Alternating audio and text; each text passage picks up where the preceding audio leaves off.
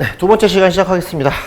첫 시간에 우리가 본 것처럼 이상 신호들이 감지가 된다고 얘기를 드렸는데 그 이상 신호들의 대부분들은 디플레이션을 유발하는 얘기들이 많이 나온다. 근데 여러 기사들이 많이 나오지만 그 기사들 중에서 가장 중요한 건 어쨌든 한국은행 지표를 잘 살펴보셔야 되는데 또 특히나 통계청 지표들도 요즘에는 우리가 이제 IT 산업이 많이 발달해서 실제 외국인들도 우리나라 지표들을 많이 봅니다. 우리나라가 아시아에서 가장 선진화돼 있고요. 그리고 금융이나 이런 게 자기들이 봤을 때 되게 투명하게 있다고 봐요. 우리는 뭐 그렇게 크게 뭐 없는데. 그래서 어떤 거 많이 보시냐면 우리나라 무역 관련된 지표들이 있어요. 지금 아까 경상수지 나오는 것처럼 무역공사가 거기서 나오는 일일 무역량 발표가 있습니다. 그 발표 그래프와 주가랑 비슷해요. 우리나라 주가 움직이는 거하고. 그래서 외국 투자자들이 우리나라 주가를 계속 이렇게 볼 수가 없죠. 시간차가 나서. 그런데 전 세계적으로 유일하게 우리나라만 일요일인데도 일요일 날 주식은 안 움직이는데 무역 발표를 한대요. 그걸 챙겨본다는 거예요. 근데 그 그래프를 이렇게 비교했더니 우리나라 주가하고 주가 흐름하고 일일 무역량하고 똑같이 흘러가기 때문에 그 보고를 발표하는 이유가 그쪽에 직접 무역공사 얘기하는 거를 외국인들이 그걸 원하기 때문에 발표를 한다고 그러죠. 그래서 일요일이든 뭐든 매달 1일 날 매일매일 그 발표를 하면 그 발표대로 보고 주가가 움직이는 거 알고 외국인들이 움직인다는 거예요. 그만큼 우리나라가 선진화되어 있기 때문에 굉장히 신뢰를 많이 한다는 거죠. 우리가 돈을 많이 벌어서 뭐 G7이라든가 뭐 G20이라든가 이렇게 들어간 $10,000 가기 때문에 그런 것도 있지만 우리나라의 이 IT 수준이 굉장히 높이 있는데 우리는 그 수준을 넷플릭스 보는 데만 쓰고 있고, 그죠? 그런 거 할 수 있고, 다른 거 안 한다는 거죠. 우리가 지금 5G 막 하잖아요. 그 5G를 우리가 보면 뭐 핸드폰 빠르다 이게 그렇게 하는 게 아니라 5G는 실시간 데이터량을 하는 건데 그 실시간을 해야 되는 이유가 있는 게 전 세계에서 유일하게 우리나라만 5G를 하잖아요. 그 실시간 전송량 데이터라든가 그걸 보고서 뭘 할 수 있냐면 자율주행차를 할 수 있어서 그래요. 지금 전 세계에서 딱 뭐 두 가지, 세 가지 있는데 그 중에서 하나가 자율주행이 모든 그 과학의 집약체예요. 과학 집약체. 근데 그거는 미국에서는 하잖아요, 실험을. 구글 뭐 만들어서. 걔네들은 도시를 하나 만들어서 거기다가 자율주행차를 넣어요. 근데 그거는 약간 오버가 있는 거죠. 왜? 자율주행차가 자율적으로 다녀야 되는데 도시를 자율주행차가 다니게 만들어 놓고 다니니까 문제가 생겨요. 미국은 크니까. 근데 우리는 어떻게 돼요? 골목길을 다녀야 되기 때문에 실시간이 필요한 거예요. 그래서 우리는 통신 쪽으로 발전돼 있어요. 이번에 SK네트워크가 다른 거 다 팔고 그런 쪽에 집중하는 이유는 거기에 있죠. 그런 거에 따라 산업이 바뀌고 있어요. 그러니까 단순한 자율주행차의 문제가 아니라 5G 문제가 아니라 이게 모든 것들이 자율주행차가 어떻게 되느냐에 따라서 우리나라 4차 산업혁명 지도가 바뀌는 그런 부분이 있고 그거를 적용할 수 있는 도시를 스마트 시티로 만들기 때문에 그 스마트 시티 만드는 땅을 갖고 있는 데가 수자원 공사밖에 없어요. 그래서 송산시티를 이번에 K워터에서 개발하는 거예요. 자, 그렇게 연결되는 거예요. 그러니까 되는 사업이죠. 송산이. 그 송산에 지산이 많잖아요. 요즘에 땅값이 막 올라가는데 사람들이 잘 모르는 거예요, 그게. 그리고 억울해졌죠. 왜? 5G가 안 됐으니까.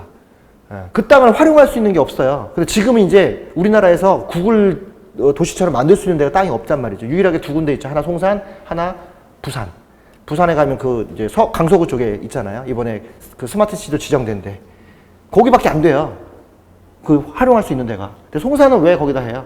자동차 단지 현대랑 이런 애들이 다 아산에 있기 때문에 가까우니까. 그 K워터도 이번에 부동산 회사로 거듭났잖아요. KT는 지금 통신회사가 아니라 임대회사잖아요. 임대회사. 주거 임대회사잖아요. 바꿨잖아요. 통신회사에서. K워터, 한국수자공사는 부동산 회사, 디벨로퍼로 지금 바꾸고 있어요. 자, 이 얘기는 K워터 단장님하고 나눈 얘기예요. 정확한 근거를 가지고 얘기하는 거죠. 자, 첫 번째, 어떤 위기가 있느냐? 이제 위기가 올 것 중에 두 가지를 보는데 미국과 중국과 우리나라만 볼 겁니다. 제가 앞서서 동조화라고 말씀드렸잖아요. 동조화라는 개념을 봤을 때 미국에 대한 부분들이 우리가 지금 알고 있는 것과 진짜 그러냐 봐야 되는. 미국이 지금 금리를 올렸을 때 경기가 좋다. 미국은 두 가지죠. 하나는 유가, 그리고 고용이죠. 유가, 기름으로 큰 나라예요, 기름으로. 석유로 큰 나라이기 때문에 석유가 경제에 큰 영향을 갖고 있습니다. 아주 상식적으로 생각하시면 돼요. 땅이 넓어요. 그러니까 다녀야 되니까 차가 필요한 거고 차는 기름을 넣어야 되기 때문에 기름값이 오르면 못 다니는 거죠. 기름값이 떨어지면 차를 많이 사는 거죠. 그래서 TV에 보면 미국에 떨어진 집들 큰 집이 있는데 쟤네들 집이 왜 이렇게 커? 거기 싸니까 큰 거고 쟤네 여기 차가 많아? 각자 다녀야 되니까 엄마가 시장 가는데 애들이 학교 가려면 따로 다녀야 되면 차를 따로 사주는 거지 부자여서 따로 있는 게 아니에요. 근데 문제는 거기에 들어가는 기름값을 감당 못하기 때문에 그래서 같이 다닐 수밖에 없는 건데 미국은 땅이 크니까 기름값이 문제가 돼요. 그래서 유가에 따라서 많이 움직이고 그 유가가 그렇기 때문에 유가를 다루는 회사들이 큰데 그 회사들이 고용을 많이 하는데 유가에 문제가 생기면 고용이 없어지니까 그 고용률이 유가와 또 같이 연결된다는 거죠. 그래서 우리가 배럴당 뭐 한다 뭐 이렇게 얘기하는 것들도 그런 문제고 이번에 사우디에서 빵 터져서 미국이 뭐라고 했냐면 비축량이 많다라고 할 때 유가가 안 움직이고 고정돼 있고 이런 것들이 다 그런 거 영향이 돼 있다는 거죠. 그런데 그러면 미국이 잘 사는 거냐? 금리를 올리면 경기가 좋아진다고 한 건데 올렸는데 왜 지금 갑자기 내리냐? 우리보다 더 많이 앞으로 더 내릴 거예요. 지금 우리나라 금리도 10월 달에 또 내립니다. 지금 내리고 금리가 1%까지 갈 것 같아요. 그리고 지금 좀 급진적인 사람이면 내년에는 우리나라도 제로 금리도 가능하다 이렇게 얘기를 해요. 일본처럼. 제로금리까지는 자존심이 좀 상해서 안 되고 1%대까지는 1.1%대까지는 갈 것 같아요. 1에 딱 멈추진 않을까 싶은데 지금 보시면 이게 어떤 거냐면 영어로 돼 있으니까 제가 해석해 주기를 바라고 있잖아요. 그게 아니라 이게 10년물 채권금리하고 2년짜리 채권금리예요. 마이너스 뺐다는 얘기죠. 국고채 10년에서 2년짜리 그 잔기를 뺀 수치 중에서 합쳐놓으니까 여기에 나온다. 이제 앞으로 요거 잘 보셔야 돼요. 동조화 현상이기 때문에 이제 이걸 보셔야 되는데 이제 우리나라도 드디어 미국 통계를 갖다 쓰기 시작했고 경제학자들이 그 중에서 가장 나오는 게 지금 여기 보시는 금리 나오죠. 세인트루이스 연방준비은행이 통계 사이트예요. 그래서 저 통계 FRED라고 통계를 치면 나옵니다. 거기 들어가면 이게 나오고요. 위에 보시면 우리 Q 있잖아요. 찾는 거 거기다가 저 단어 중에 하나만 써도 저게 통계가 떠요. 보시면 계속 통계가 잡힌다는 거죠. 이게 어떤 거냐. 최근에 장단기 국채 금리가 역전됐다. 이런 얘기를 하는데 이게 무슨 의미냐 이거죠. 쉽게 말하면 단기 금리는 지금 돈 쓰는 거고요. 장기 금리는 나중에 오랫동안 길게 가는 부분인 거죠. 금리가 어디가 높아야 되냐. 우리가 단기 쓰니까 사채 쓰니까 높을 거다. 이렇게 생각하시면 안 되고 단기로 돈을 벌 땐 금방 넣었다 금방 빼니까 이율이 작아요. 장기는 내가 중간에 무슨 일이 벌어질지 모르잖아요. 10년짜리 장기 샀는데 중간에 원금이 다 날아가면 안 되니까 금리가 높단 말이죠. 금리가 높고 낮은 것들이 역전됐다는 얘기는 그때마다 무슨 신호가 나온다는 얘기예요. 그 두 가지 신호를 같이 겹쳐놓은 건데 중요한 거는 떨어졌을 때가 중요한 게 아니라 떨어지고 난 다음에 어떤 일이 벌어질 거냐가 우리가 지금 해석해야 될 문제죠. 그래서 여기 보시면 중간에 떠 있죠, 이렇게. 이게 뭐야, 이게? 장기불황이에요, 장기불황. 이렇게 떨어지는 건 저점인 거예요. 근데 지금 미국의 이 장단기 금리를 보니까 지금 거의 똑같은 이런 상태에 왔다는 거죠. 여기는 어떻게 해석할 수 있느냐? 금리가 떨어지고 지금 저렇게 바닥까지 와서 거의 이제 마이너스로 내려갈 때는 디플레이션이 올 수 있다. 다만 반등하는 점이 있을 거란 말이에요. 이 반등하는 점. 이 반등하는 점을 우리가 발견해야 된다. 아까처럼 우리가 계속 떨어지고 있는데 언제 올라갈 거냐 이게 중요하잖아요. 이 기간 동안에 뭐가 온다는 거예요? 디플레이션 올 때 오래된 저성장이 계속 온다는 거죠. 그걸 조심하라는 얘기를 이걸 가지고 하는 거죠. 그래서 학자들이 이걸 가지고 계속 얘기를 하는 거면 앞으로 이제 계속 볼 거예요. 뉴스 할 때마다 미국 장단기 금리 역전 현상이 나타났다. 그때마다 뭐가 왔다? 금융위기가 왔다. 그 부분을 얘기하는 거. 그게 지금 오고 있다라고 해서 전통 경제학자라든가 또 이런 경제학자들 안에서는 또 애널리스트들을 위해서는 요거를 가장 큰 자료로 써요. 근데 이게 누구나 쉽게 볼 수 있는 자료다. 그래서 앞으로는 등록해놓고 자기 그 노트북에 즐겨찾기에다가 이 사이트를 등록해놓고 가서 추이를 자꾸 지켜보셔야 된다는 거죠. 저도 이번에 하면서 이 통계를 굉장히 많이 써요. 그래서 드디어 우리나라에서 이 통계를 보기 시작했구나. 이게 되게 중요한 통계인데 그 정도로 저성장에서 금리가 낮고 저성장일 때만 이게 통해요. 고성장할 때는 안 통합니다. 이거 뭐 베트남 보면서 이런 거 볼 필요 없는데 우리나라는 미국하고 경기 같이 동조화되는 현상을 보이기 때문에 미국이 이런 일이 발생하면 우리나라도 온다는 거죠. 그래서 꼭 주의해서 봐야 되는데 지금 이런 현상이 나오고 있다. 그래서 보라. 장단기 금리 차이가 줄어드는 때에는 호황이 이게 줄어들고 있잖아요. 호황이 절정인 거예요. 호황이 절정이 반대로. 그런데 자산 가격이 올라요. 부동산 가격이 오르는 거죠. 그래서 지금 미국 부동산이 막 올랐다가 이제 올해 2월부터 시애틀부터 떨어지기 시작했어요. 시애틀이 좀 잘 사는 지역인데 그 지역 안에서도 안 팔리기 시작하고요. 가격들이 좀 어렵다. 그 이후에 금리 차이가 벌어질 때 불안이 찾아오는 거죠. 이게 계속 나오는 게 아니라 이게 벌어질 때부터 차이가 나요. 장단기 금리 역전됐어. 동률이야 다시 벌어져서 이때가 불황이 오는 거예요. 지금은 어떻게 돼요? 호황의 끝자락이래요. 호황의 끝자락. 지금은 투자하면 상투예요, 상투. 그래서 뭐라고 얘기하냐? 미국 부동산 투자한다고 요즘에 많이 사람들이 하는데 가지 마라, 가지. 지금이 꼭대기더라. 미국이 금리를 떨어뜨리고 있으면서 실제 미국의 선거도 있고 여러 가지 불확실성이 높아지는데 지금 수치를 보니 이 금리가 역전되는 수치는 미국이 호황의 끝자락에 와 있고 그 호황을 무슨 수로 했느냐? 장사가 잘 돼서 아니다. 돈을 풀어서. 양적 완화와 많은 돈을 풀어서 이 호황을 누리고 있었는데 이제 그 호황의 끝이 오기 때문에 여기서 들어가는 건 문제가 있다. 그래서 미국 부동산 투자는 안 된다. 조심해라 라고 얘기하는 게 수석 애널리스트들의 권장사항이고 PB들이 자산가들한테 미국 부동산 지금 철수해야 됩니다 라고 얘기하고 있다는 거예요.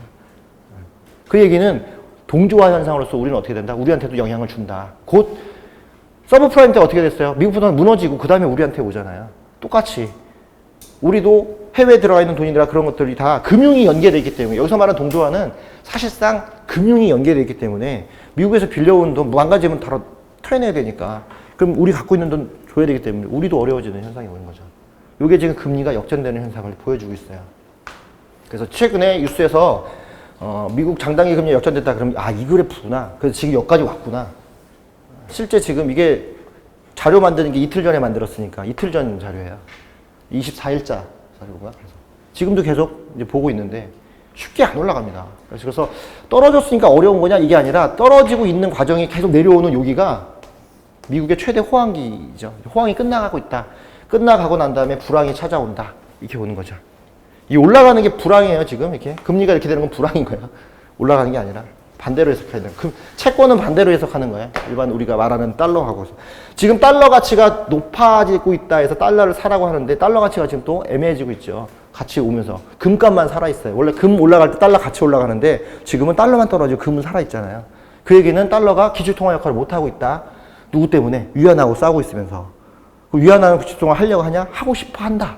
중국은.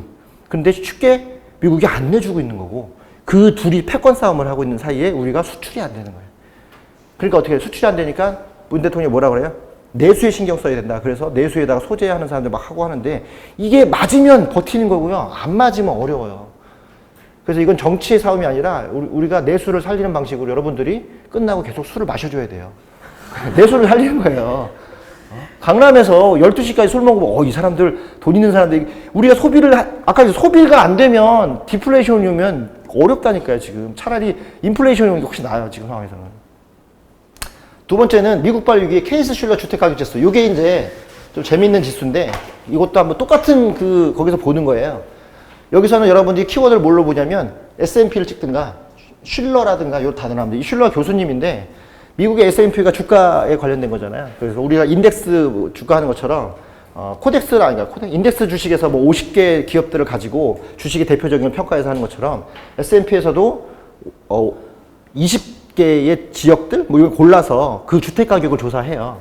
근데 이건 이제 전체 다 조사한 거, US 전체 다 한 거고 대표적으로 20개 지역만 또 하기도 하는데 S&P에서 전체 미국의 전체 주택 가격을 봤을 때 지금 요 수준에 와 있는데 요게 지금 여기선 지금 올라간 걸로 보이지만 사실상 약간 반등하고 지금 꺾이고 있는 상태다.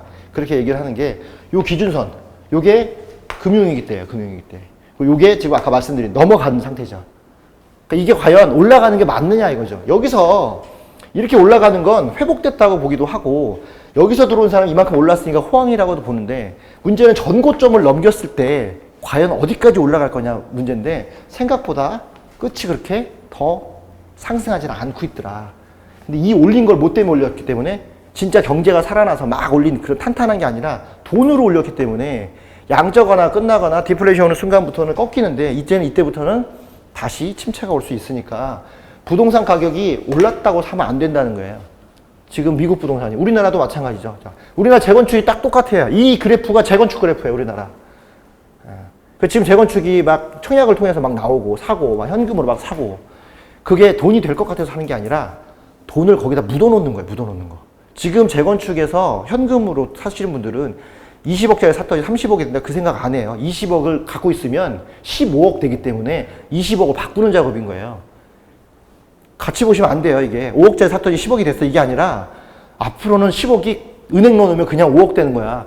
그러니까 차라리 어떻게 돼? 집으로 바꿔놓는 게 좋은데 기왕이면 나중에라도 나오기 쉬운 집, 강남집에다 바꾸는 게. 강남재건축은 이거를 버티는 작업을 하는 거지 여기서 더 올라갈 작업이 아니라는 거예요. 그래서 돈이 있는 사람은 강남재건축을 사는 게 맞아요. 왜? 버텨야 되니까. 새 집이고 앞으로 교육 환경이나 뭘 다 따져봐도 서울이 갑자기 경남 김해나 뭐 이렇게 될 일 없으니까 통일되면 더 좋고, 그러니까 제일 좋은 데다가 묻어놓는 거죠. 뭐 때문에? 자산 가치는 상승하니까 현금 가치는 떨어지기 때문에 그 평가절하되는, 감가상각되는 그 부분을 메꾸기 위해서 부동산으로 바꿔놓는 작업이지 아파트가 오를 것 같아서 사는 게 아니란 말이에요. 그렇게 사시는 분들이 여기서 사요. 꼭대기에서. 잠실주공 5단지라든가 뭐 이런 것들, 음마라든가 막 이런 것들도 나중에 바뀌면 더 높이 되죠. 더 높이 된단 말이죠. 왜 한남더 일에, 어? 한남더 일에 연예인들이 80억씩 되는 거를 현금 주고 사겠어요. 80억이 50억 되기 때문에 그래요. 50억 되기 때문에.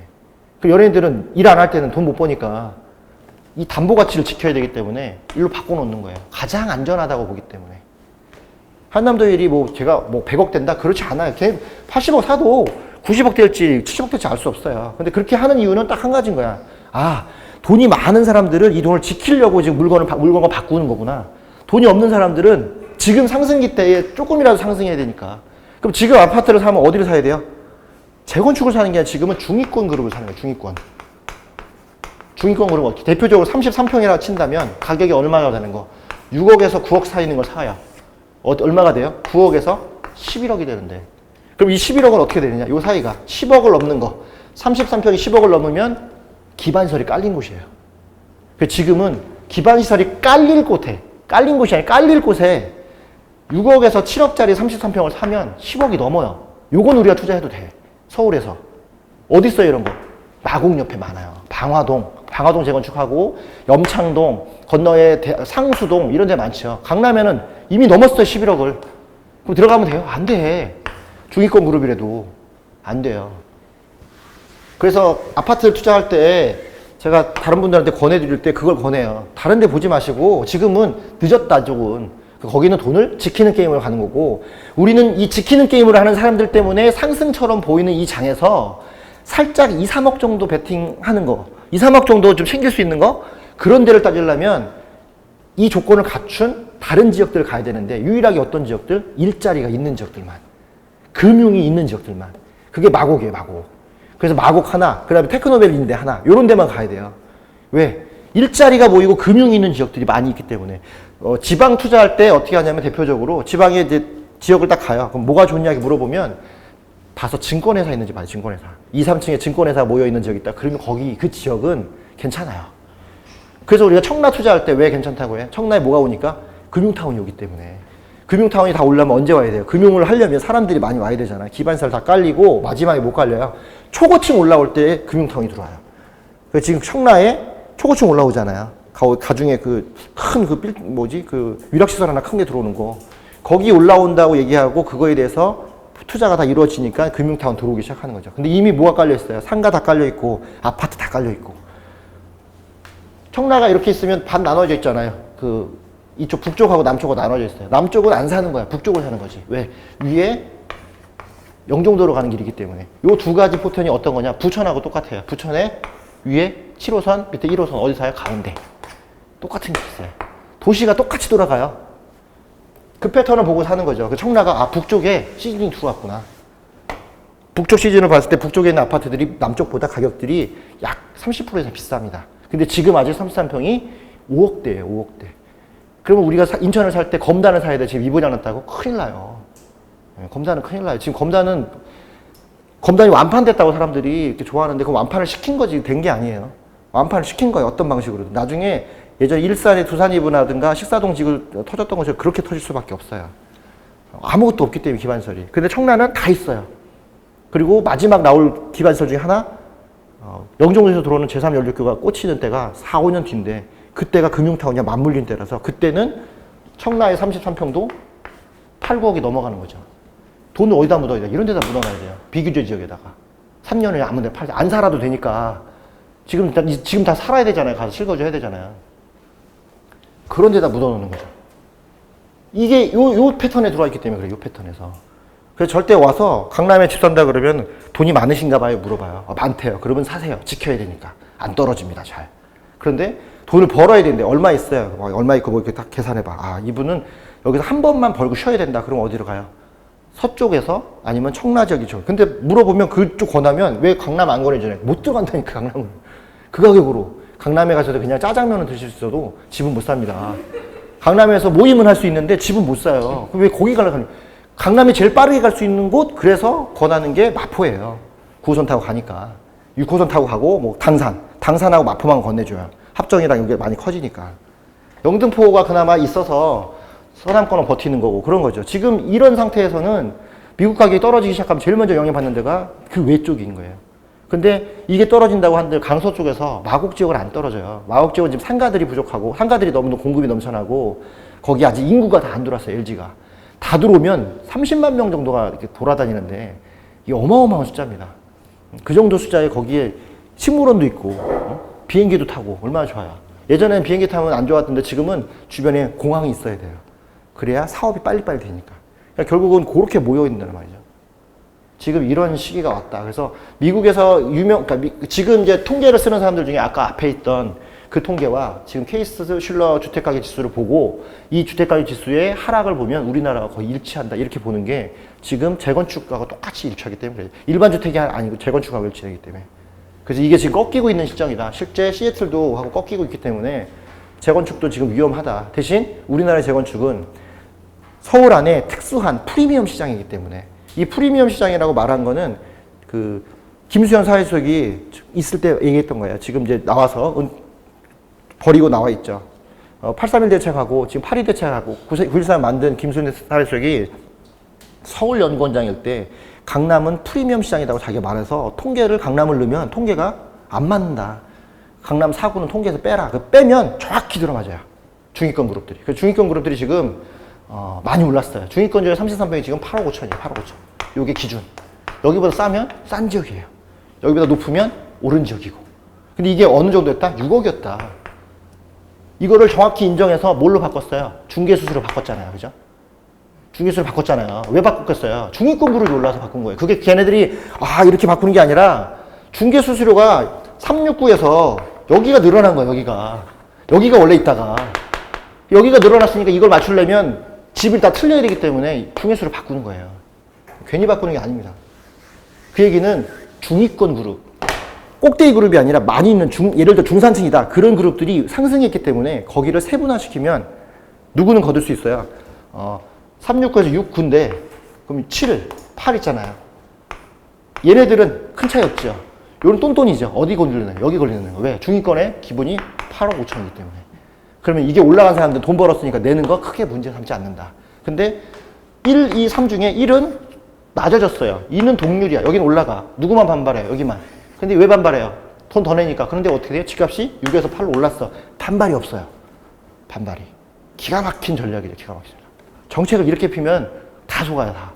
밑에 사람들이 뭐라고 돼요? 이 사람들을. 뭐 많이 올랐으니까 많이 내겠네. 우린 안 내. 우린 떨어졌어. 와 대박. 여기만 내요. 근데 이게 내기 시작하면 통계가 잡히면 문제가 되죠. 더 중요한 건 8억 5천이 그렇게 해서 가져간다는 얘기는 시세가 올랐다는 얘기예요. 거래가 없는데 점이 이렇게 시세가 잡힌 게 아니라 이렇게 가다가 이렇게 잡혀갖고 여기서 시세가 끝나버렸다는 거죠. 8억 5천에서. 이게 중요한 부분인 거예요. 그래서 부동산이 떨어진다? 안 떨어져요. 안 떨어져. 떨어질 수가 없어요. 구조가. 그런데 더 올라갈 거냐? 그게 요한하다는 거예요. 그러니까 지금 나온 이제 전문가들은 강보합이다. 근데 강보합이 뭐예요? 강보합이. 오른다는 얘기예요? 떨어진다는 얘기예요? 안 떨어진다는 얘기예요. 오른지는 잘 모르지. 강보합이야. 막 그렇게 하는데 안 떨어진다는 얘기예요. 해석을 잘 하셔야 돼요. 급등한다는 얘기 못 써요. 폭락은 쓸 수가 없어. 그러면 약보합, 강보합인데 약보합은 안 떨어진다는 얘기예요. 강보합은 안 떨어진다는 얘기예요. 이거. 뭐 이게 집이. 여기서 이렇게 하는 거하고 이렇게 하고 이렇게 했어요. 지금 어디가 있어요? 여기가 있잖아. 떨어져요? 안 떨어져요. 강보합, 약보합. 안 떨어진다니까. 지방은 얘기 안 해요. 죽으니까 얘기하면. 전화 와요. 창원이 뭐 안 좋다고 창원에 전화 오네요. 너가 뭔데 창원 집까지 네 맘대로 떨어뜨리냐. 창원은 지금 난리 났거든요. 창원 쪽이랑. 울산도 그렇고. 지방은 지금 안 들어가 있습니다. 이런 게. 이 주택가격 지수가 떨어지는 그때가 우리가 잘 봐야 할 텀인데 지금 거의 온 것 같아요. 그리고 실제 미국 거래들이 그렇게 나온다는 기사들이 지금 나오고 있습니다. 이거 작성할 때도 시애틀 집값이 떨어져서 안 팔린다 나오고 그런 것들이. 그러면 집이 안 팔리는데 그거 어떻게 할 거예요 그러면? 예전 같으면 집이 안 팔리면 망했단 말이에요. 다들 어렵고. 근데 이게 안 팔릴 때도 사업을 하는 사람이 있어요? 그게 좀 이따 나와요. 우리가 그런 사업들을 잘 봐야 된다는 거예요. 자, 이번 중국이죠. 중국발 위기가 있어요. 중국발 위기는 미국하고 좀 틀립니다. 그리고 약간 우리나라하고도 비슷해요. 성장이. 근데 우리가 중국을 볼 때 아까처럼 사회주의 국가였죠. 사회주의. 사회주의 국가인데 공산주의는 아니에요. 근데 사회주의지만 자본화가 돼 있어요. 자본화. 자, 사회주의와 자본화 되는 경향, 요 사이가 어떤 건 줄 알아요? 요게 말한 부채. 사회주의는 부채가 없어요. 부채는 남한테 돈을 빌리는 건데 누가 빌려줘 거기다가. 우리나라가 빌려줬지 러시아한테. 누가 노태우 정권에서. 그걸 못 받았잖아요. 빌려주면 안 되는 걸 빌려주고 못 받아갖고. 북한에다 돈 빌려준 사람 있어요? 없어요. 중국한테는 안 빌려준다니까. 중국이 부채 제로였던 나라예요. 부채. 근데 갑자기 언제부터? 등소평 이후로 나와서 시진핑 때부터 많이 늘었어요. 여기가 들어갔으니까. 이 자본이 들어오기 시작한 거죠. 중국의 자본은 다 부채예요. 다 부채. 돈을 빌려오는 거예요. 외교에. 투자를 하니까 돈을 가져가 나가야 되니까. 그 중국은 부채로 큰 나라예요. 부채로. 중국이 예전에 우리가 성장성이 높았다 그런 건 부채가 없었을 텐데 돈을 안 빌려 쓰던 애가 돈 맛을 알기 시작했어. 야, 이게 어마어마한 거죠. 한 3억 줄 테니까 다 사. 막 차도 사고 뭐 집도 사고 다 사. 근데 왜 중국이 그렇게 사야 되느냐? 중국은 구조적으로 어떤 거? 요 안에도 출산율이 있어요. 출산율. 그리고 중국은 땅이 커요. 미국처럼. 자, 만약 이렇게 나눠놨다고 봐요. 핵심은 이쪽이 핵심 도시야. 출산율이 떨어지고 있어요. 그런데 여기는 발전하고 있는 나라, 발전하고 있는 지역이에요. 무슨 성 있잖아요. 그런 지역이에요. 우리하고 틀려요. 걔는 성 단위로 매매하니까. 남한산성 매매하고 뭐 이런 개념이잖아요. 여기서 나는 아이하고 여기서 나는 아이 차이가 나죠. 그러면 중국 사람들은 그 아이 하나, 인구가 많이 늘어난다고 한 명만 키우는 정책을 계속 고수했는데 이게 패착이었던 거죠. 우리나라도 그것 때문에 패착이 좀 컸던 거고. 생산성 인구가 줄어드는데 인구 1억이 넘는, 10억이 넘는 나라가 생산성이 줄어들면 우리는 어떻겠어요? 자, 그렇게 줄어드는데 아이가 하나인데 이 하나의 아이를 키우기 위해서 투입하는 건 비슷하단 말이죠. 근데 중국에서 어떤 걸 투입하느냐? 중국은 우리나라처럼 지방자치가 잘 돼 있진 않지만 지방자치가 아니라 지방이 중앙정부하고 봉건 형태로 맺어져 있어요. 그래서 이쪽에다 권한을 많이 내려줘요. 그리고 중국이 중앙정부에다가 지방이 잘 보이려고 사업을 많이 한단 말이죠. 그래서 우리나라 말도 안 되는데 가끔 중국의 IT 그룹 나오면 엄청난 지역 나와갖고 야, 저기가 저런 식으로 발전돼 있어. 막 이렇게 나오는 데가 이 지역마다 편차가 너무 심해요. 그런데 이 지역들이 뭘 팔아요? 이 돈을 얻으려면 땅을 팔아요. 땅을. 아니 어디서 나서 해외의 돈을 갖고 오겠어요. 해외들이 와서 우리가 공장 차리고 뭐 할 테니까 땅을 좀 주면 안 돼. 땅을 줘요. 근데 사회주의 국가한테 땅을 팔 수 있어요? 안 되죠. 사용권을 파는 거예요. 사용권. 자, 사용권은 내 거예요? 아니잖아. 빌린 거잖아. 베트남도 지금 사용권 판죠. 베트남에서 투자하라고 그러면 50년. 그리고 한 번 연장돼요. 100년. 그러면 준 거나 다름없는 거야. 그래서 베트남 투자할 때 그렇게 소유권이 나한테 안 넘었대. 사용권 줬대. 야, 그걸 어떻게 써? 한 번 연장하면 100년인데 그러면 죽기 전에 내가 팔 수 있는 거죠. 사용권을 팔 수 있어야 우리가 전세권 파는 것처럼 사용권을 그렇게 보시지 말고 우리나라 전세로 보시면 돼요. 전세인데 50년 장기 전세야. 너 이거 쓰면 네 땅 50년 줄게 내가. 임차를 50년 줄게. 나중에 50년에 가서 한 번 연장하면 또 50년 줄게. 그럼 100년이야. 그 땅은 이 사람밖에 못 써요. 그 땅을 사용권을 팔아서 자본을 받기 시작했어요. 그러니까 이 지역에서 많이 땅을 판 거예요. 그 땅이 돈이 들어온 거죠. 그러면 중국에 있는 사회주의에 있는 중앙정부 공산당은 그 돈이 계속 중앙으로 들어오니까 뭐라고 장려해야 돼요? 돈을 받아서 써야 되니까 땅 팔아. 근데 땅을 계속 팔았어. 외국 기업이 들어왔어. 외국 기업이 갑자기 갑질을 해. 이거 어떻게 할 거예요, 얘네들? 보호해야 되잖아요. 그래서 누구든지 사업을 할 때 잘 되게끔 중앙정부에서 봐줬다는 거예요. 이게 우리가 박정희 정권 때 했던 거죠. 현대기업이 큰 거는 박정희가 막아줘서 컸다라고 얘기하잖아요. 삼성도 마찬가지고. 우리나라가 대기업의 재벌에 대해서 규제를 할 때 재벌을 해체해야 된다 뭐 한다 막 하는 이유 중에 하나가 야, 돈 버는 게 죄냐? 이게 문제가 아니에요. 그렇게 좋고 나면 할 말이 없어요. 뭐라고 해요? 네가 돈 잘 벌게 우리가 막아줬잖아. 이거예요. 그래, 네가 돈 잘 벌게 우리나라 전체가 나라가 현대가 잘 크고 막아줬어. 그럼 현대는 어떻게 해야 돼요? 나라를 위해서 돈을 내놔야 되는 게 이게 재분배 정책인 거야. 그걸 나라를 위해 내놓지 말고 중소기업을 내놔라. 이게 이익 공유제의 문제인 거고. 그게 지금 싸우고 있는 거죠.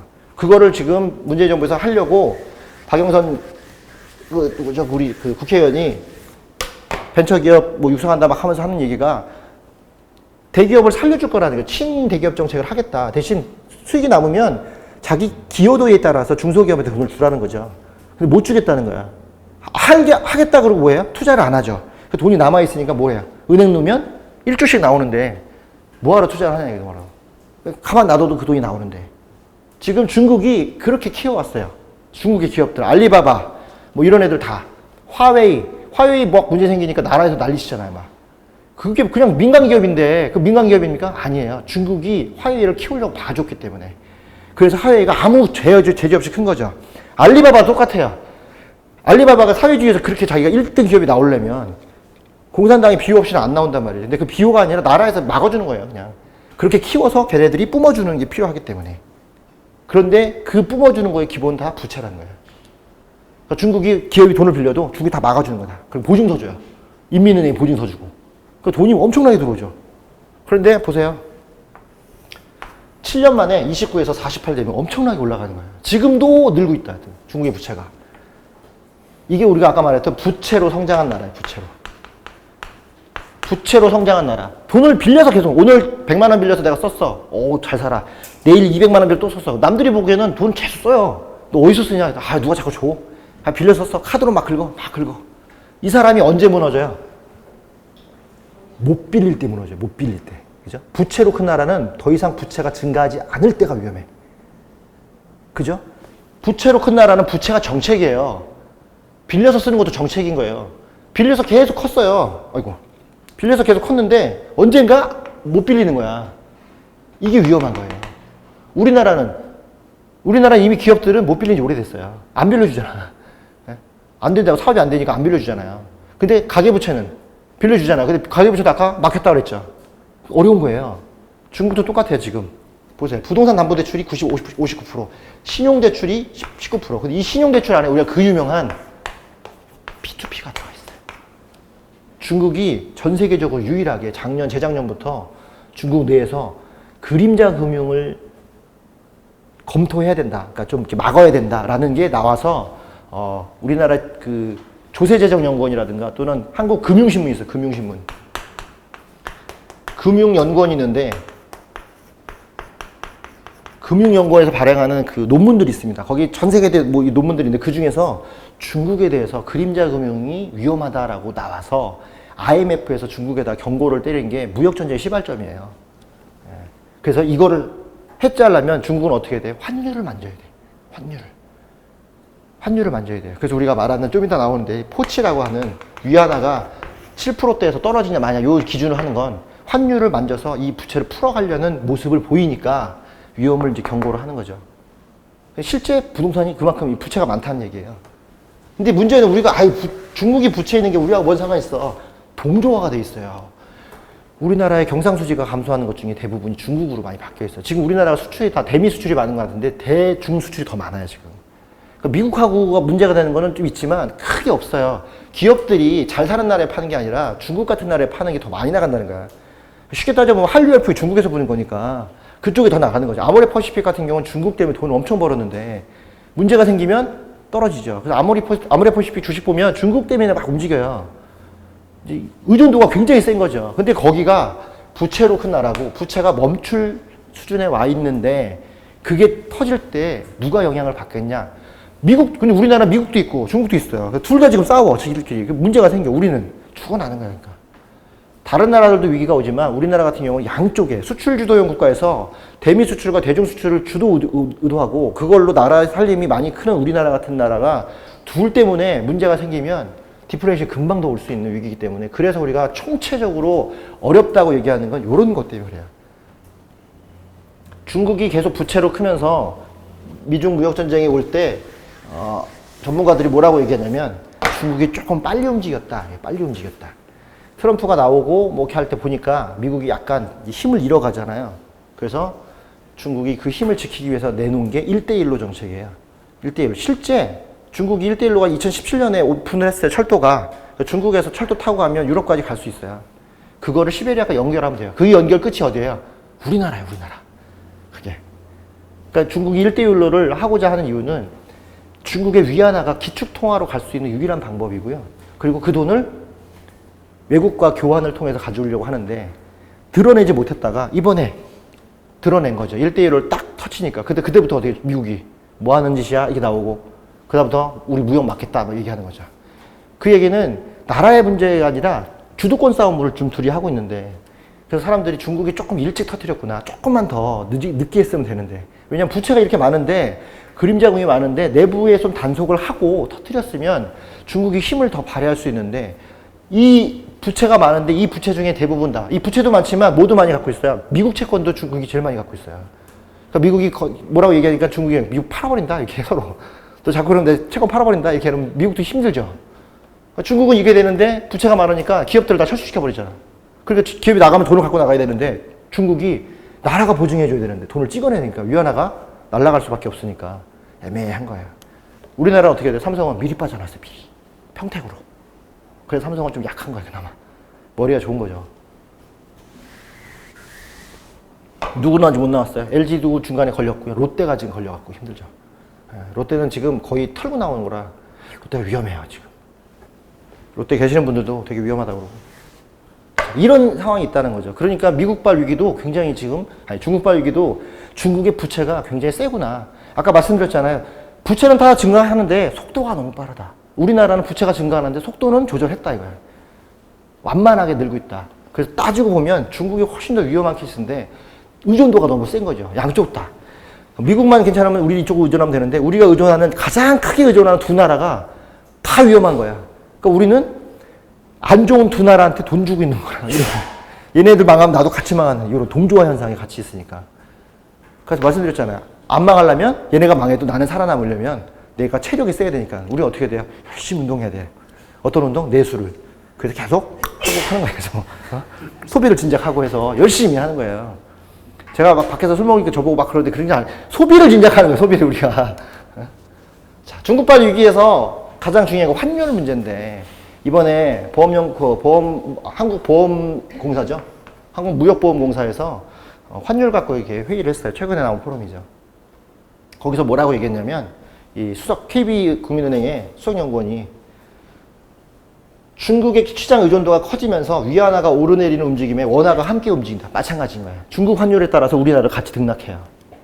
환율이 우리가 이제 800하고 1200이 우리의 마진폭이에요.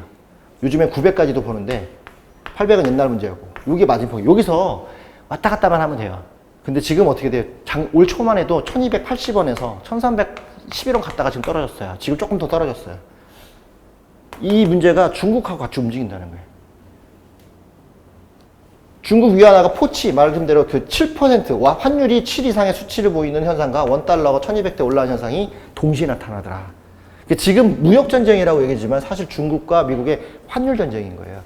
그래서 일정 수준의 환율을 우리나라는 어떻게 피했어요? 이게 지금 같이 움직이니까 만약에 중국이 환율 조작국이야. 그럼 우리도 환율 조작국이 될 수 있어요. 근데 우리는 지금 피해갔죠. 중국은 환율 조작국 지정됐잖아요.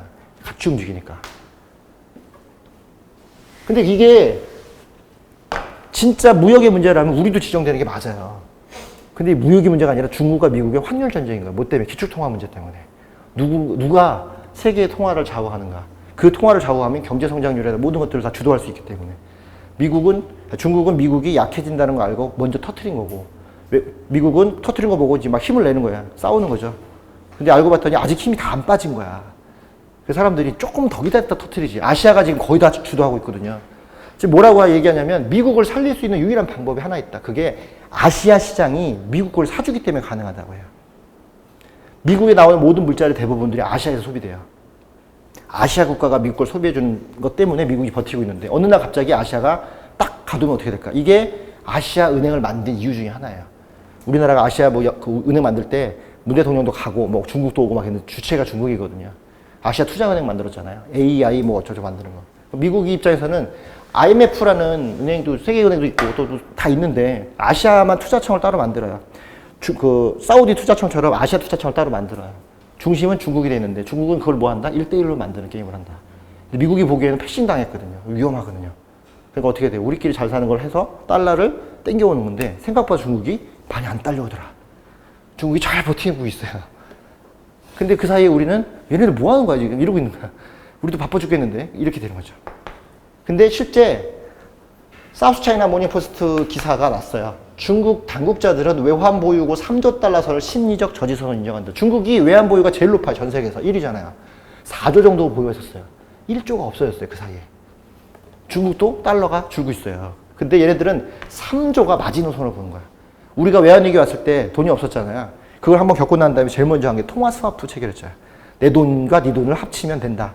좀 껐다 빌렸다 하자. 그리고 그게 끝난 다음에 일본은 우리랑 통화 스와프 안 하잖아요. 그게 일본이 안 할 걸 대비해서 우리가 캐나다하고 해놓고 뭐 다른 데다 해놔서 전혀 문제 없다. 다 합치면 엄청나다 얘기했는데 우리나라도 지금 9위고 브라질도 엄청 많고 브라질도 위기를 한번 겪었기 때문에 근데 지금 중국이 1위인데 줄어들었어요. 그래서 이런 사태가 나고 안정됐다고 얘기하지만 실제 보니까 중국 내부에서 3조 달러를 심리적 저지선을 보고 있고요. GDP 대비 중국의 외환 보유가 2010년 48%에서 지금은 30% 미만 떨어진 상태다. 굉장히 위험하다. 중국도 지금 살벌한 거예요. 미국 무역 전쟁에 보기에는 자기들이 잘 버티고 있지만 외환이 줄어들구나. 자, 이렇게 되면 생각나는 거 없어요? 그래서 제주도에 중국인들이 안 와요. 이게 사드 때문이 아닌 거예요. 사드를 터뜨려서 미국이 막 하니까 사드는 왜 터뜨렸어요? 미국이 우리나라 방어하려고? 아니에요. 무역 전쟁, 환율 전쟁을 하기 위해서 중국을 감시해야 되기 때문에 레이더를 설치하는 방식인 거고요. 그래서 사드가 들어온 거고, 그걸 박근혜가 오케이 한 거고. 그랬는데 중국은 이런 것들이 드러날 수 있기 때문에 어떻게 해요? 못 나가게 만든 거예요. 중국 사람들이 돈을 다 갖다가 해외에 쓰니까 달러가 다 나가요.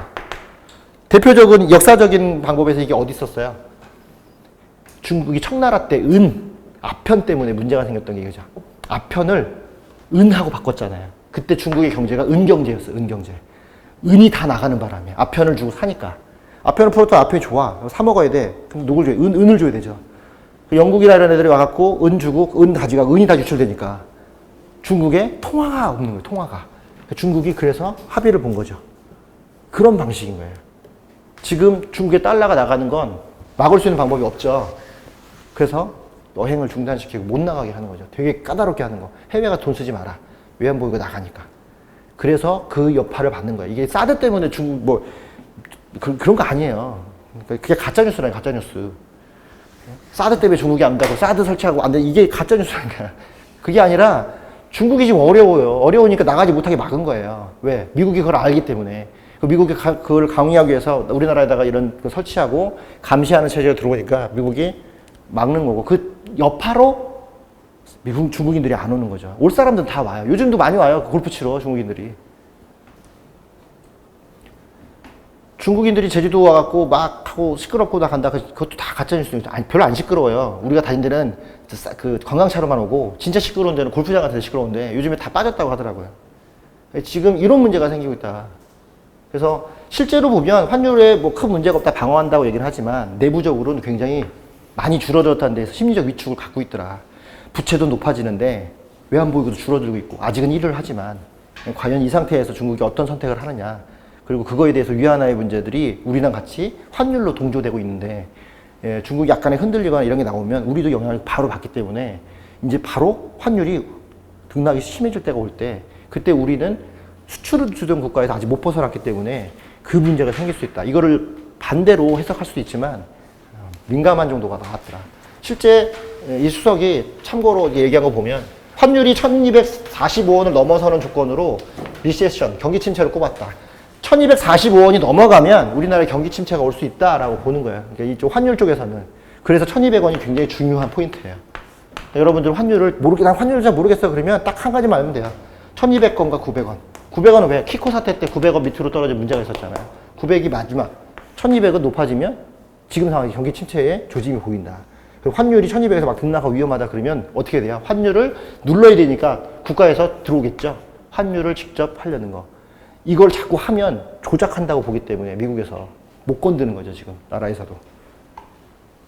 근데 지금 이 상황이다. 그래서 이런 거 어떻게 하냐? 글로벌 경기 자체가 경기 둔화에 있는데 정책 금리 인하로 대응하겠다. 그래서 지금 못 건드니까 나라별로 어떻게 돼요? 환율이 심하니까 뭘로 건드려요? 금리를 자꾸 낮추는 방식으로 나라들이 대응하고 있다.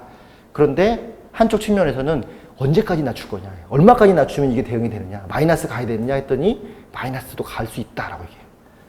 일본 다시 마이너스 가겠다고 얘기하죠. 아베는 지금 돈이 없어서 일본도 지금 일본의 도쿄올림픽이 거의 마이너스 수준이에요. 해도. 네.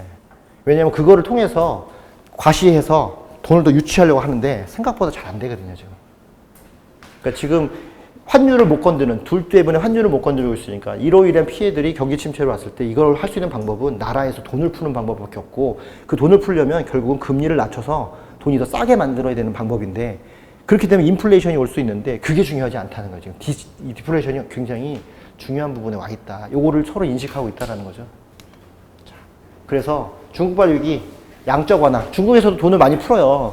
그리고 그림자 금융이 문제가 되는데 보시면 중국의 그림자 금융의 잔액 증가율이 엄청나요. 보시면 2008년부터 쭉 와서 지금 급격히 올라가는 이 2010년, 11년, 12년, 13년 이때가 중국이 굉장히 많이 성장할 때인데 성장과 같이 그림자 금융도 높아졌다는 거예요. 중국의 부채는 통제할 수 있는 부채가 아니라 우리나라 부채는 통제가 가능한 부채예요. 중앙은행이 1금융권 통제하고 이제 지금은 어디까지 통제해요? 캐피탈까지 통제하잖아요. 금감원에서 캐피탈 안 건드려요. 요즘에 뭐 건드려요? 보험사도 건드려요. 그래서 대출 하나도 안 나가는 거예요. 본사 승인을 받아야 되는데 요즘에 캐피탈에 이런 데 본사 승인을 왜 받습니까? 그 캐피탈은 자금을 굴려서 버는 걸로 움직이는데 대출을 못하게 하는 거예요. 계속. 그런데 중국은 그걸 못했어요. 그림자 금융이 엄청 커진 거죠. 신탁부터 P2P, 중국은 P2P가 많아요. 그래서 중국 청년들이 우리나라처럼 학자금 대출이 아니라 P2P로 사채 쓰는 애들이 너무 많아서 한 방에 무너진다고 얘기가 나오는 게 이런 부분인 거죠. 그래서 블룸버그 통신에서 얘기하죠. 신중국 건국 70주년 앞두고 베이징에서 열린 기자회견은 현재 중국 경제는 합리적인 구간에 있다. 이렇게 얘기를 하는 거야. 인민은행장이. 중국 위험하지 않아요. 괜찮아요. 우리 지금 관리 가능합니다. 아니 이렇게 부채가 많은데? 라고 얘기했더니 뭐라고 해요? 그림자 금융이 있는 거 우리 이미 알고 있다. 1, 2년 전부터 그거를 잘 대처하고 있다. 너무 걱정하지 않아도 되고 양적 완화 지금 다른 데 막 하는데 유럽도 돈 내리는데 중국은 안 해요. 했더니 우리도 할 생각인데 신중하게 검토 중인데 지금은 아니다. 왜? 미국 때문에 미국 때문에. 언제 하겠다는 얘기야? 내년 선거 보고. 내년 미국 선거 보고 계속 트럼프면 더 버티고 트럼프 아니면 조정할 수 있다는 거죠. 그 얘기가 나오고 나서 이 얘기가 나오면서 바로 다음 거 뭐 나왔어요? 미국 하원에서 탄핵 나오잖아요. 다 연결되는 거예요. 이 기사 나오고 지난 다음에 탄핵 얘기가 나온 거예요. 트럼프 탄핵하네. 그럼 선거 바꾸겠다는 얘기죠. 그 얘기는 중국이 뭐예요? 대통령 바꾸면 미국하고 합리적으로 얘기하겠다. 얘는 안 될 것 같아. 우리 대화가. 그러니까 미국에서 오케이. 그럼 탄핵 들어가고 선거 작업 들어가는 거죠. 그러니까 중국도 아는 거예요. 트럼프 때는 안 되는구나. 자, 그러면 우리는 트럼프 때 해야 돼요. 뭐를? 북한하고의 종전선언을 트럼프 때 해야 돼요. 왜? 얘밖에 못해. 민주당으로 바뀌면 우리나라에서 영원히 종전이라는 거 없어요. 종전이나 북한과의 어떤 뭐 이런 부분들은 누가 이제 또라이가 있어야 돼. 진짜 또라이가 자기 인기 때문에 한번 사인 한번 딱 해주면 끝나는데 그 사인을 하러 3번이나 왔는데 안 하고 가고 안 하고 가고 이런 거야. 우리가 뭐라 그래? 이제는 문 대통령이 종전까지는 아니더라도 DMZ에다가 뭐라도 만들자라고 자꾸 양보를 하잖아요. 만들면 어떻게 돼? 그때부터 시작하면 되지. 근데 얘 아니면 안 돼. 트럼프가 그 정도의 기질이 있는 사업가라서 한번 확 끄고 나가면 끝. 이걸 기다리는 거야. 역대 우리 중에서 트럼프를 가장 우리는 좋게 보는 이유가 저런 또라이만이 멋지게 사인할 수 있다. 이거 보는 거야. 사업가라 사인 좋아하거든. 트럼프, 도널드 트럼프 이렇게 돼. 똑같을 거야 사인이. 이렇게 돼 있어요 진짜. 그거밖에 못해요. 지금 우리에게 유일한 방법인 거예요 그게.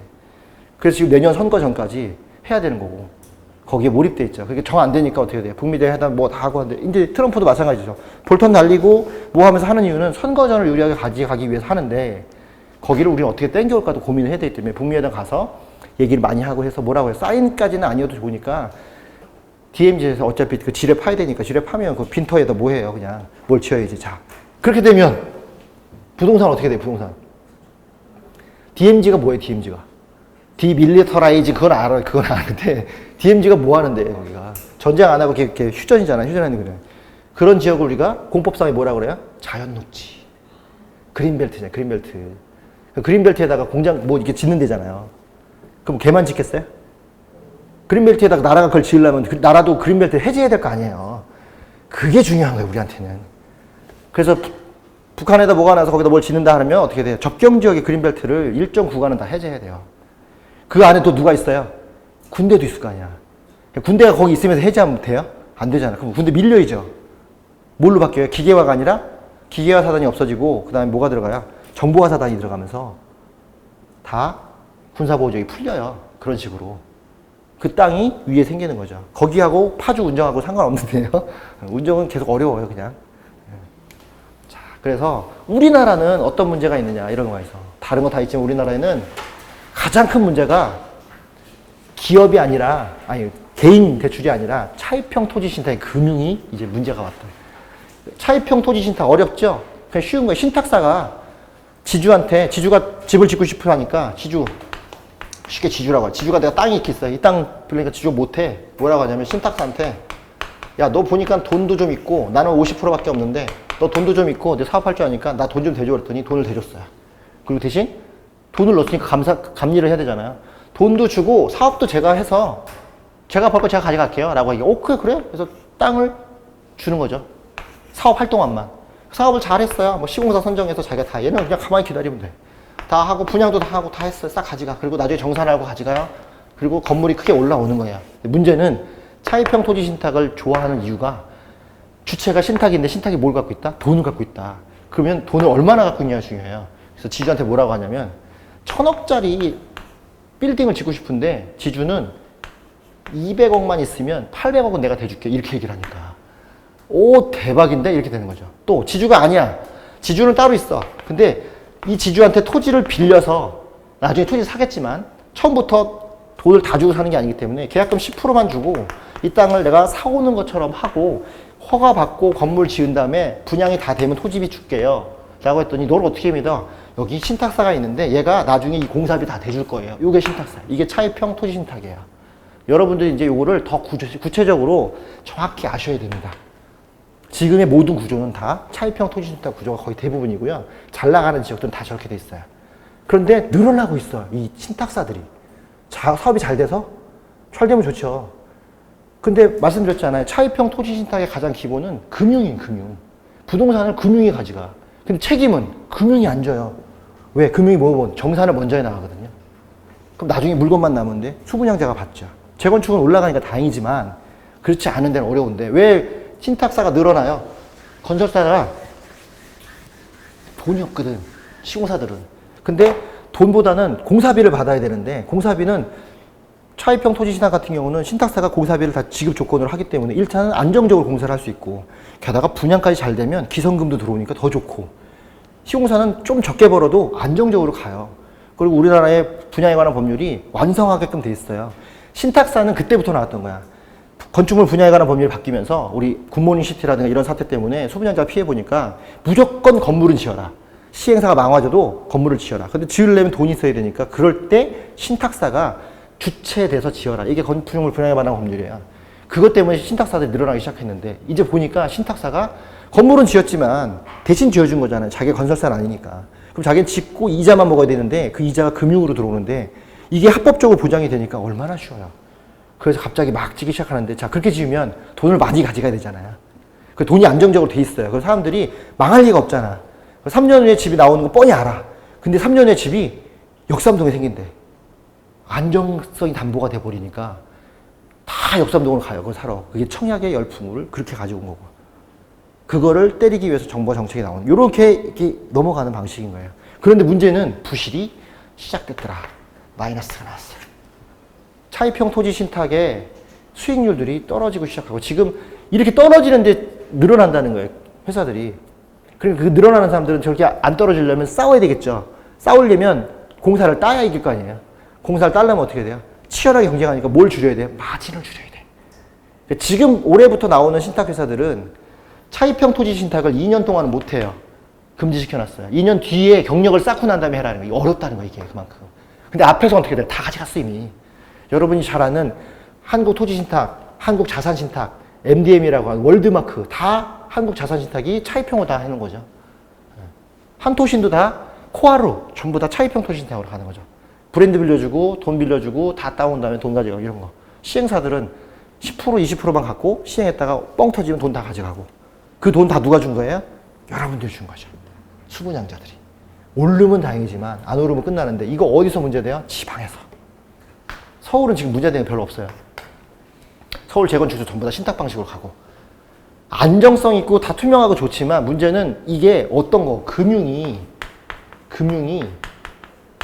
100% 공사비를 담보해주니 집을 다 짓는데 문제는 이 금융이 거기서 돈을 가져가려면 시세를 높여야 돼요. 인위적인 거란 말이에요. 인위적인 거. 이런 식으로 집을 다 지어놨으니 강남은 시세가 원래 올라간 게 아니라 다 높여놓은 거예요.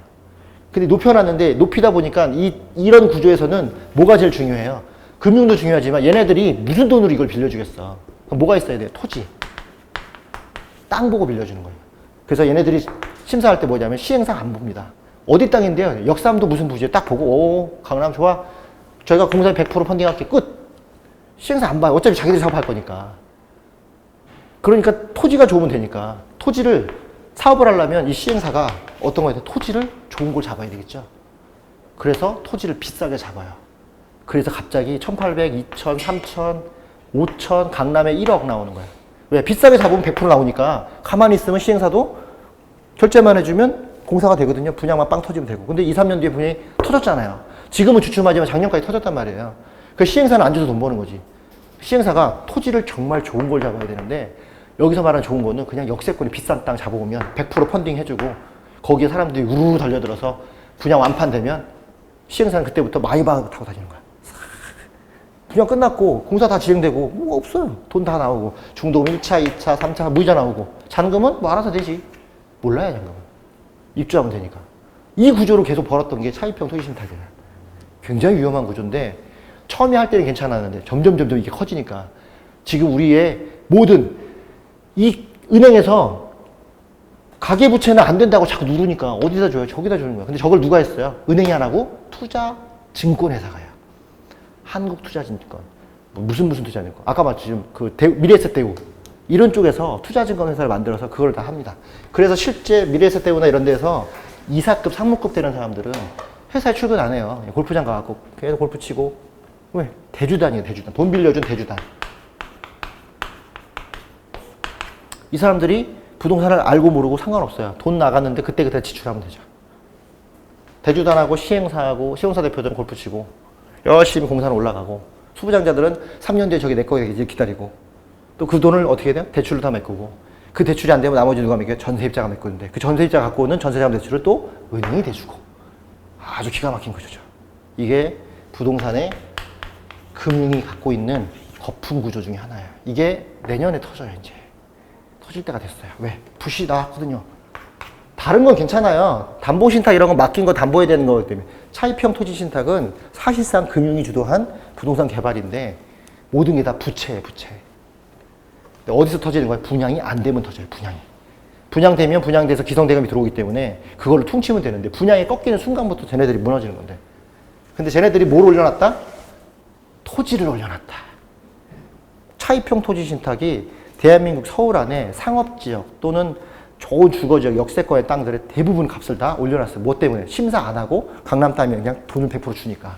시행사들은 그냥 그 땅만 잡아오면 되니까 빨리 잡는 게 임자기 때문에 토지주가 평당 1,000인데 3,000불로 알았어 빨리 계약해요. 계약 끝. 잡아오면 펀딩 100%. 2년 동안 그 구조였어요. 되게 위험한 구조예요. 제가 PF 모임도 나가서 하는데 진짜 위험한 구조예요. 그래서 보세요. 한국기업평가 책임원연구원은 지방부동산 침체로 분양 실적이 악화돼서 차입형 토지 신탁의 수익성이 낮았다. 지방이라고 얘기하지만 지방은 100% 지금 마이너스를 다 갖고 있고요. 서울은 이미 돈 다 벌어서 나갔어요.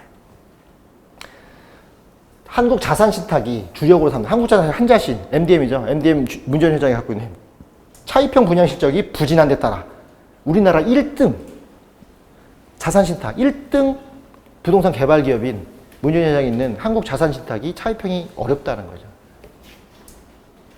재무 레버리지가 확대되고 있다. 이거를 극복하기 위해서 문재인 정부가 뭘 했냐면 한국 자산신탁을 인수합병을 먹은 거예요. 처음에. 원래는 MDM이라는 그룹을 갖고 있다가 MDM, 분양대행사 MDM 플러스 있다가 자금을 끌어들여야 자금이 잘 안 도니까 화가 나서 한국 자산신탁 인수합병을 먹었어요. 먹고 자산신탁으로 일을 하죠. 해보니까 금융이 핵심이거든. 그래서 그때 어떤 거 하려면 3부 르네상스 건물 있다고 르네상스 호텔 그거를 재건축하는 것들에 얘네들이 들어가서 하려고 그걸 인수합병 했던 건데 그게 무산됐었고 그건 지금 다른 데 넘어갔고 그 이후로 주력 사업으로 갖고 와서 MDM 이름을 안 하고 한 자신이 차입형 토지신탁으로 다 가고 분양은 누가 해요? 시행사 MDM, 시행사는 얘네들 그다음에 그러니까 신탁사는 한국자산신탁, 시행사는 뭐 다른 애들 주고 그리고 공사는 뭐 다른 애들 주더라도 분양은 MDM 플러스. MDM 플러스가 문재인 회장님 처남이 하는 거예요. 돈 엄청 벌죠. 문재인 회장도 분양으로 컸기 때문에. 그 지금 한국개발협회 회장이고. 엄청나게 갑자기 2, 3년 만에 커진 거죠. 뭐 때문에? 차입형 토지신탁 때문에. 근데 지금 한 자신이 마이너스 나는 굉장히 중요한 부분이에요. 주력. 예를 들어 삼성전자가 마이너스 난 거랑 똑같죠. 건설의 삼성전자가 주력 사업이 망한 거죠. 저희 지금 안 좋고 있는 거죠. 그런 부분이다. 자, 그래서 이렇게 어려운 현상들이 지금 벌어지고 있다라는 보여지고요. 이 상황에서도 우리가 챙길 것들이 있다. 이런 것들을 지금 살펴봐야 되기 때문에 5분 정도 쉬었다가 하겠습니다.